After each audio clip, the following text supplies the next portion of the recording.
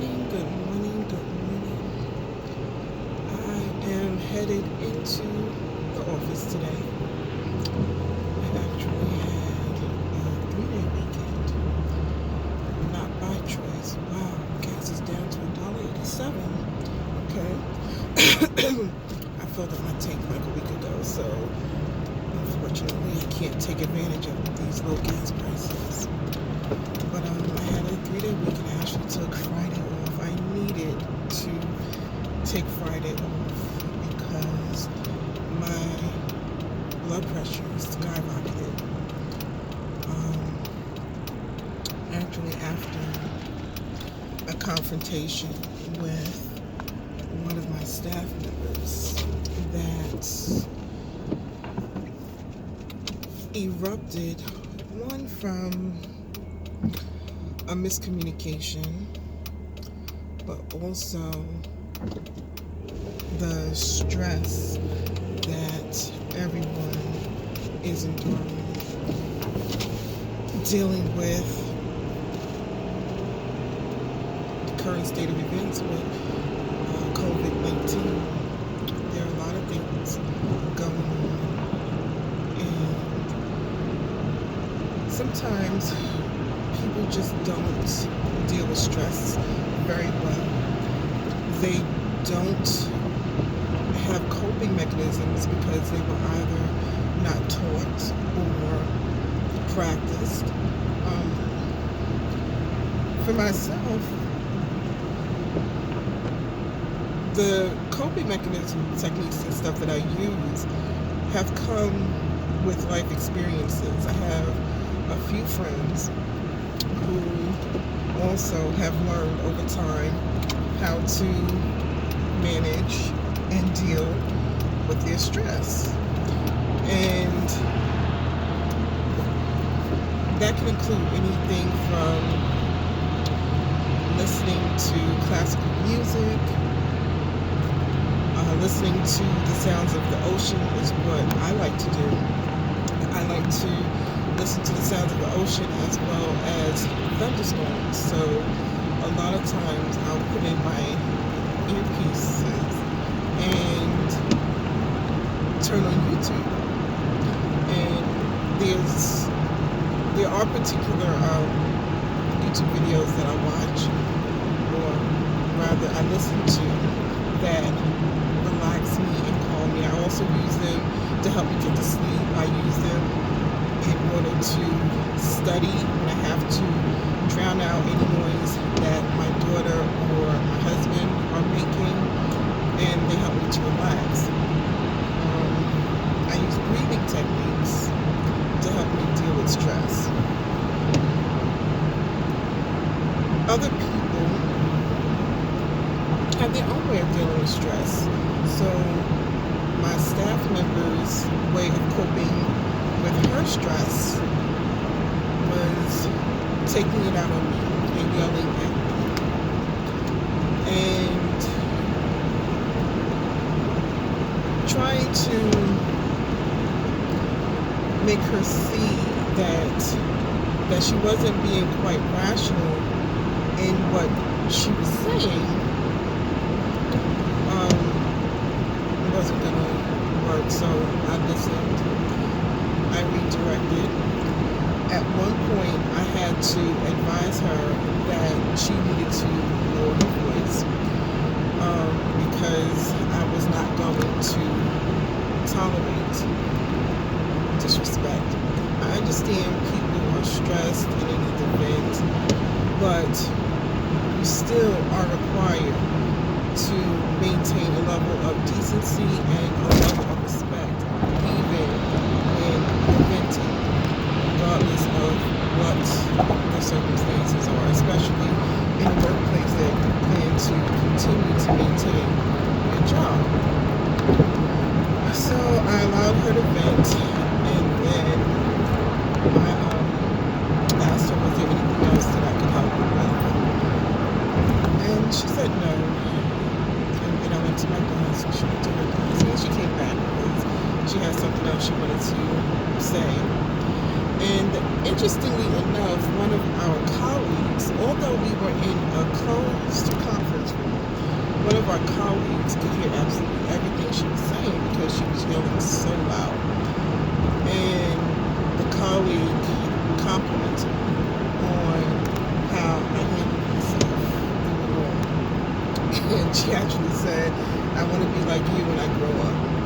And something I've told a lot of people, I've even told my supervisor, that maintaining this peace and calm is not something that happens overnight. It's something that you have to practice. You have to practice because believe me,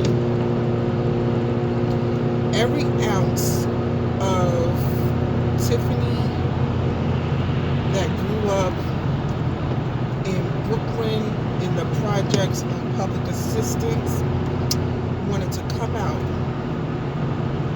in that room. So if you can imagine, just imagine, every ounce of that wanted to come out. But interestingly enough,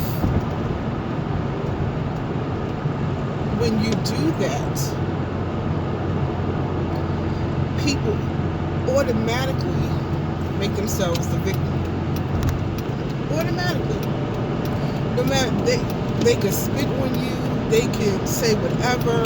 I've seen people hit or kick someone and get knocked on their behind and then turn around with a perplexed look on their face like that wasn't supposed to happen.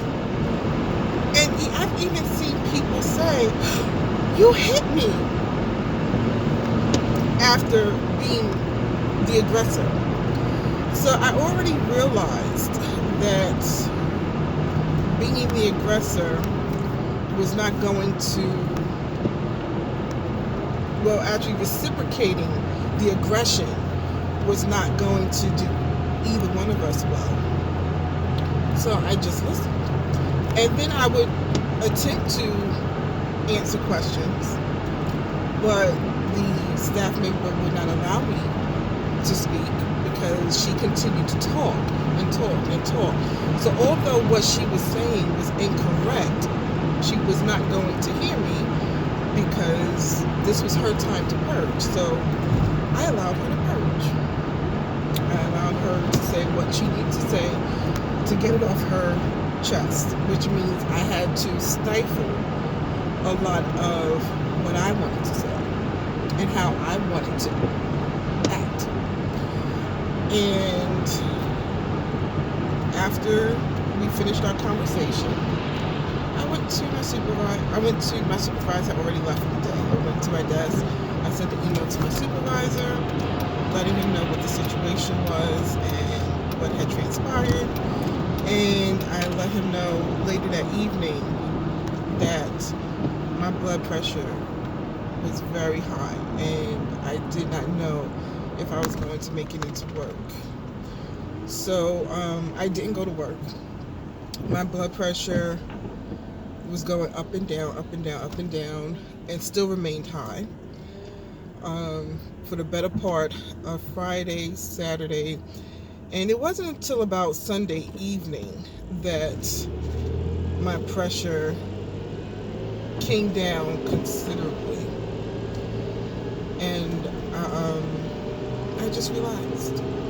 I went out and KL and I, Sunday afternoon, after she did some schoolwork, we went out and we planted flowers. We planted rose bushes and tulips, daffodils. I didn't get a chance to plant the hyacinths because that took a lot. I forgot how much work it takes to plant flowers, digging holes. Thankfully, the ground was already soft because it's been raining a lot. So the ground was already soft, so that took a lot of work out of it. But it still was a lot to do. And Kale enjoyed herself, I enjoyed myself. And one of our little neighbor friends, he stopped over. I had never seen him before, but he stopped stopped over, and maintaining his corona courtesy, aka social distance, he introduced himself to KL, and they talked. They talked about their dogs, their school, their favorite colors. They told knock-knock jokes. They even raced each other up and down the street, maintaining corona courtesy. And I just thought it was so cute. And every once in a while, I had to remind both of them not to get too close, because in their need to socialize and have fun, of course, they want to come together. So I had to remind them, and they understood, and it was frustrating for them, very frustrating, especially for KL, who loves to socialize. Ever since she could talk, even before she could talk, she loved to just walk up to people and babble. She would walk up to neighbors that she recognized, that she would see often in our building when we lived in New York, and just give them a hug. She would walk up to babies and give them a hug. She loves to socialize, and it's really affecting her in a way, because it's taking away her innate desire to be around people and meet people. So it was funny. I posted on my Facebook page a picture of the two of them maintaining their corona courtesy. Our neighbor sat at the back end of my car near the tire, and KL sat near the front end of my car near the tire, right on the ground. And that's how they talked. They talked and they told jokes, and this was after we finished planting our flowers, and it was really cute to see. So I took a picture of them and I posted it on my Facebook page. So then KL said, "I'll be right back," and he wanted to know where she was going. So I kind of figured what she was going to do, because I know KL, and it was so funny because that's exactly what she wanted to do. She went inside and got all of us water, and the little boy said to her, "Well, go ahead, put it on the ground and I'll pick it up." And that's what he did. And I thought it was just so cute. And then they went back to their respective places, and started talking again. So it was kind of chilly, and I was getting tired from the whole day of gardening, and I decided it was time to go in. And the little boy said, "Well, I'll come back later to see if you want to come out."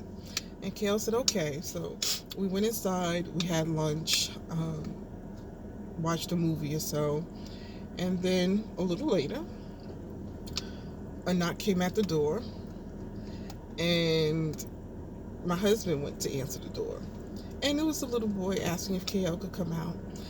And my husband said, unfortunately, she wouldn't be back out for the day.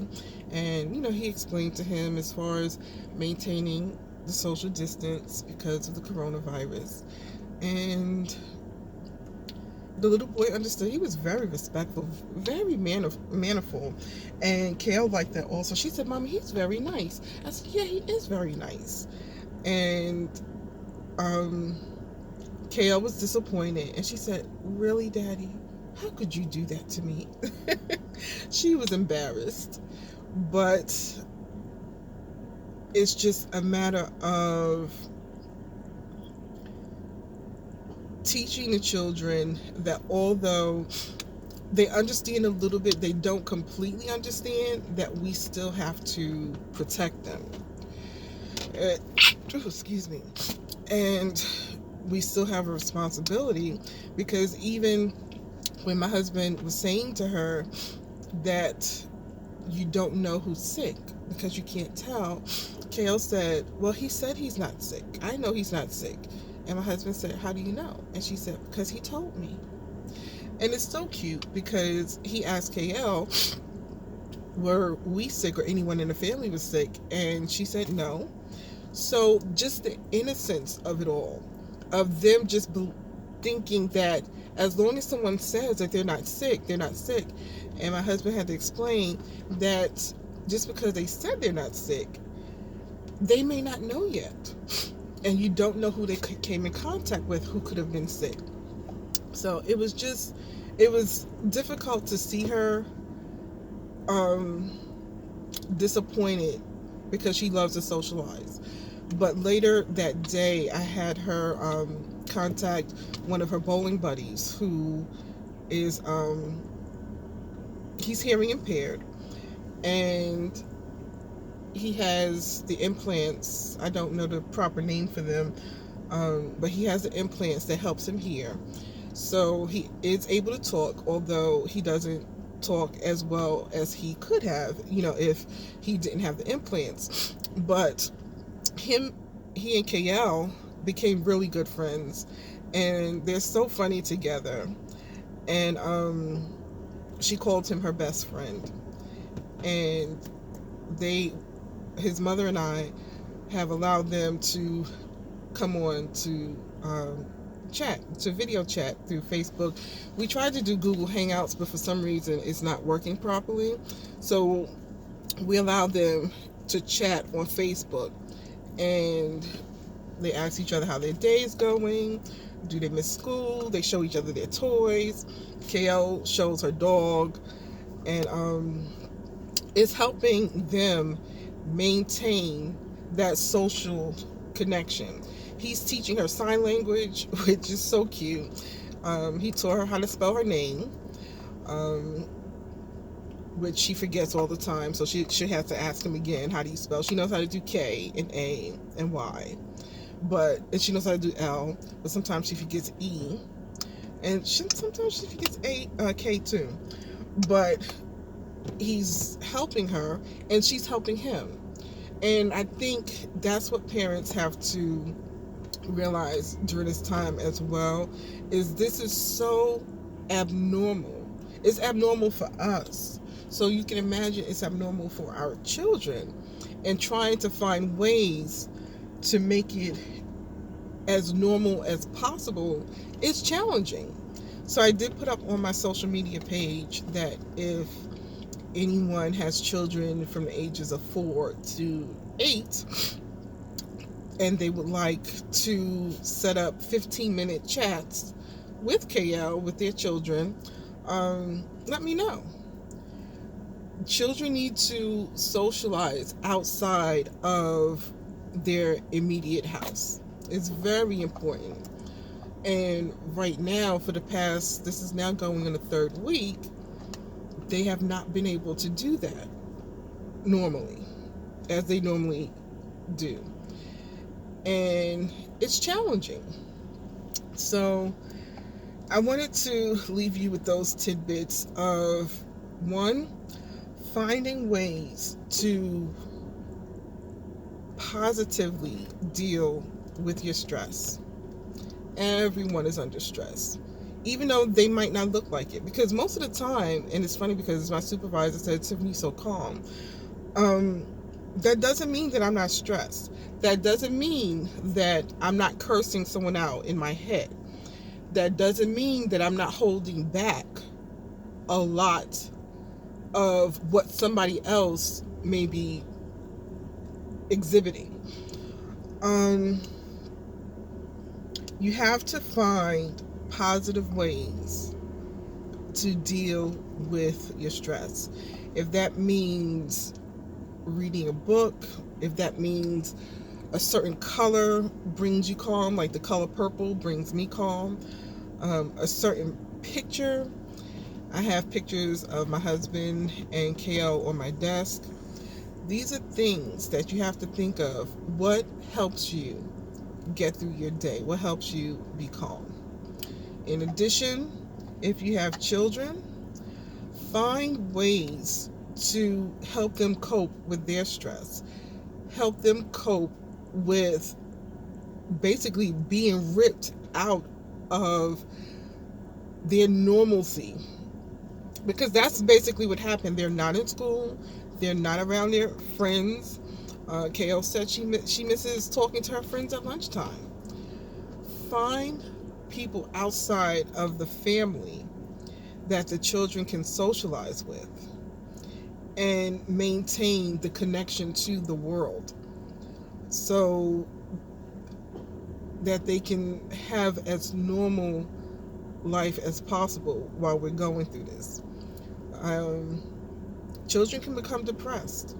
Children go through stress. And even the other day, KL went through a little bout of depression because she's tired of being in the house. She's tired of not being able to play or talk to anyone.